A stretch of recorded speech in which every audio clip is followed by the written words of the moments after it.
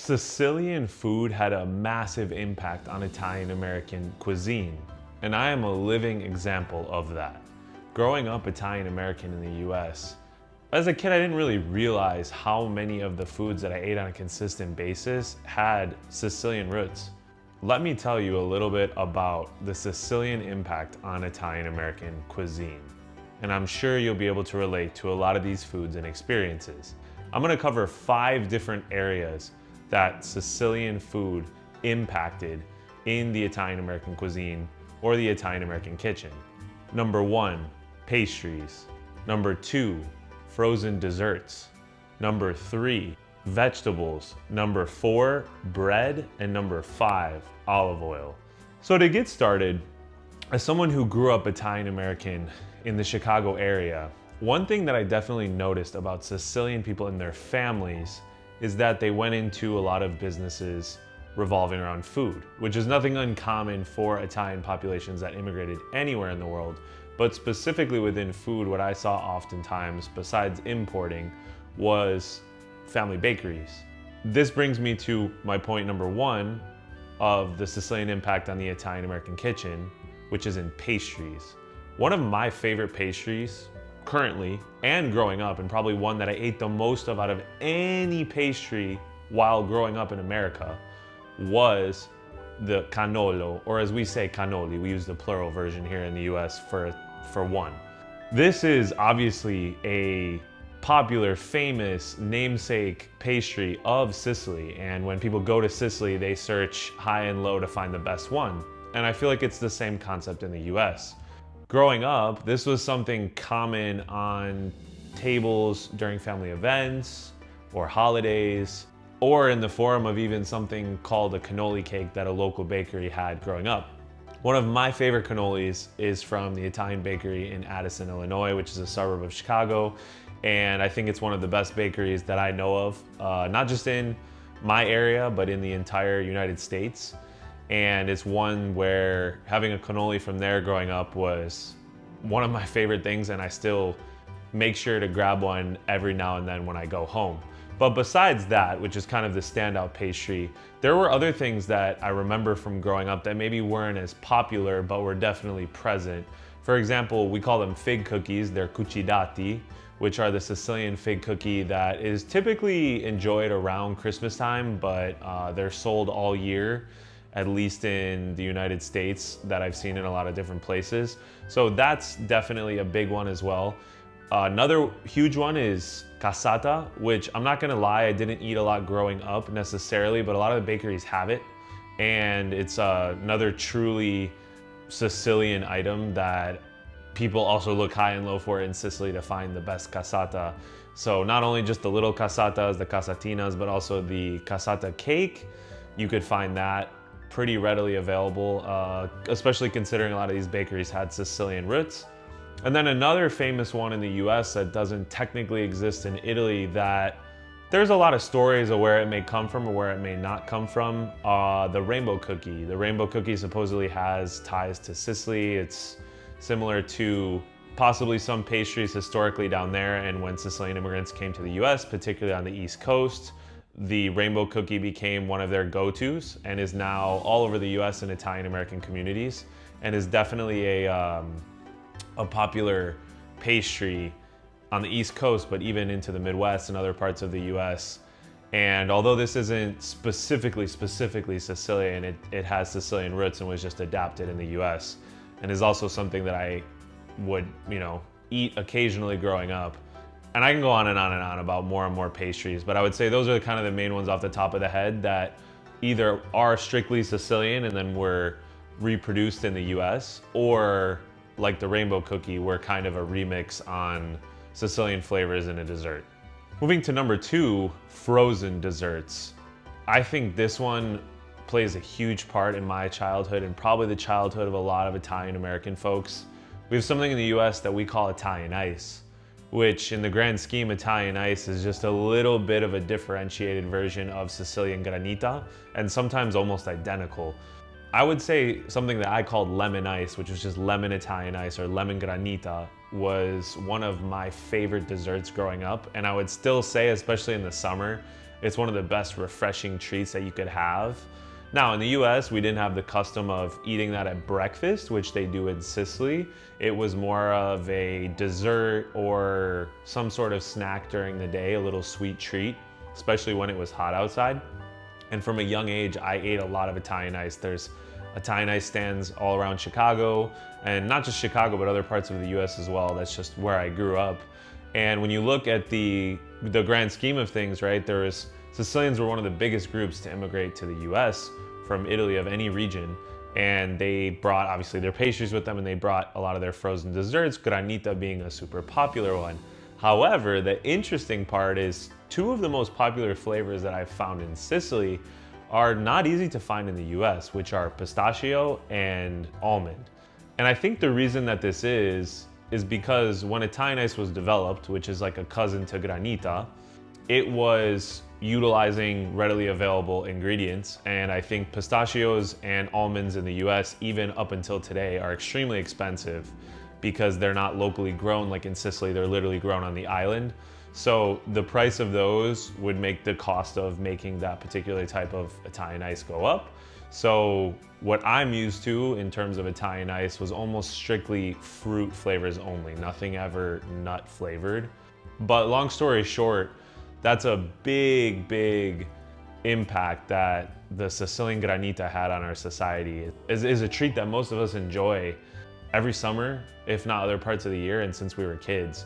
And then the other aspect is gelato, which I think gelato in the US has started to take off in the last decade. It wasn't really the biggest of things until it started to kind of catch fire. I think the ice cream that you would typically find, whether you were Italian American or not, oftentimes was just traditional American style ice cream. However, Sicilians have a great hand with different flavors and making gelato as a whole. So as the gelato culture has started to shoot up in the US, there's definitely some Sicilian impact behind that. So that's a more recent one, obviously. But you even look at some of the popular flavors of gelato, like pistachio. Pistachios are known to be from Sicily a lot of times. So that and Italian ice, I would say, are the two big frozen desserts that really showcase the Sicilian impact on the Italian American experience and kitchen. And then number 3 is vegetables. This one may sound a little bit weird because it's not like the only people ever that were eating these vegetables are Sicilians. However, having traveled recently to Sicily in the summer, when you order roasted or grilled vegetables as a side, it's almost always eggplant and zucchini. And that brings me back to growing up when I had a garden where we grew both, and we ate them a lot grilled just like that as like a side dish. Not only that, you could find that in restaurants, and then on top of that, you have eggplant parm and all that other stuff, which obviously there's other regions of Italy like Campania and other regions in the south that grow those items, and they also serve them in restaurants. So it's not only a Sicilian thing, but it's definitely something from the Sicilian plate that is found on the Italian American plate, especially during the summer when we grow them. And we also grow them in our gardens like people do in Sicily. So I think that's a pretty huge impact. And they're served usually just with a little olive oil and salt. Like, it's nothing crazy. They're grilled, they're sauteed. They're also put in pastas, or like I said before, eggplant parm, fried zucchini, even down to the zucchini flowers, which I know that's not a region specific thing in Italy. There's a lot of regions that do it. But point being, I don't know if that was directly from the Sicilian impact. It could have been from other regions of Italy, but Sicilians do it, Italian Americans do it. So I think that there's definitely some connection there, considering Sicilians were a huge group of immigrants within the Italian American community. Number 4 is bread. So when you're in Sicily, the experience that I just had, table bread is almost always in the US what we call sesame bread. So there's a lot of bakeries that make sandwiches particularly, or are bread focused bakeries that make these sesame loaves, right? And they serve the bread as, the star of a sandwich, or you can just buy the whole loaf or whatever it may be. But when in Sicily, it was pretty funny. No matter really where you're at on the island, I think almost every table bread we got in every restaurant was a pretty similar version of that sesame bread. And that's pretty common in the US. Like, if you go to an Italian American deli and you get a sandwich, a lot of times there's the option to have it on the sesame bread that you would find in Sicily. So although it may not be the exact same thing because the ingredients are a little bit different or was adapted a bit, it's pretty close. And that's a clear impact that's come from the Sicilian community into the US, especially the deli and market culture of Italian Americans, where sesame bread is readily available. But again, back to my point of, I think a lot of Sicilians that came to the US ended up going into family businesses that, like, a lot of times were restaurants and bakeries, especially bakeries. A lot of popular bakeries in a lot of different parts of the US seem to have a Sicilian background. So it only makes sense that they would also have sesame bread, which seems to be kind of this normal table bread of Sicily. And then number 5 is olive oil. Now, this is literally imported olive oil. This isn't like we're making Sicilian olive oil in the US, although that may be happening, I just don't know.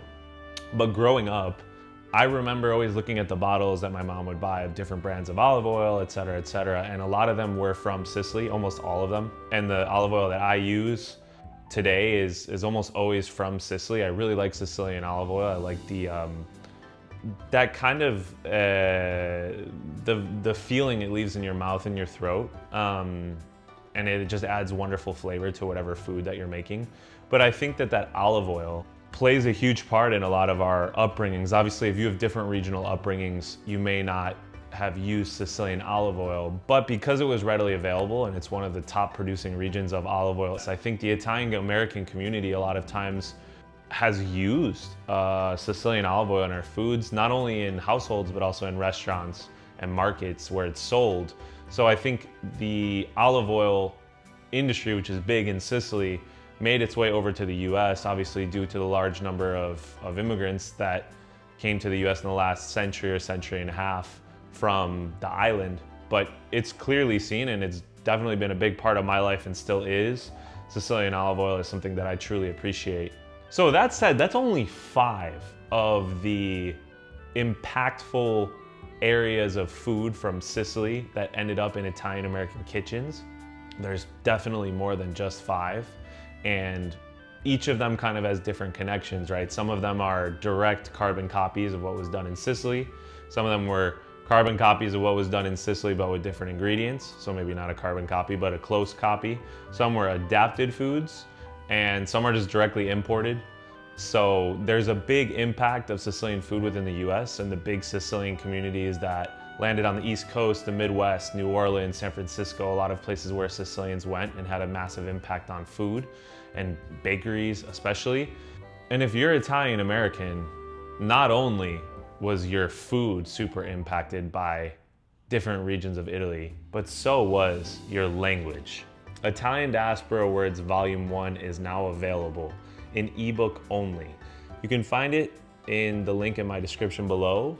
And what you can find within it are 15 Italian American dialect words that come from the different regional dialects of Italy, where you can find words like madon or scustumad that you heard growing up or in your neighborhood, and you might even still use today. So if you're interested, like I said, it's in the link below. And if you like content like this, talking about food, talking about the impact of different regions of Italy in different parts of the world, then ORIUNDI is for you. I'm looking forward to making more videos about food, because who doesn't like hearing about food, especially Italian food or Italian diaspora food? Let me know in the comments below your thoughts on these foods if you grew up with them. I'm excited to read the comments. Ciao for now, e alla prossima.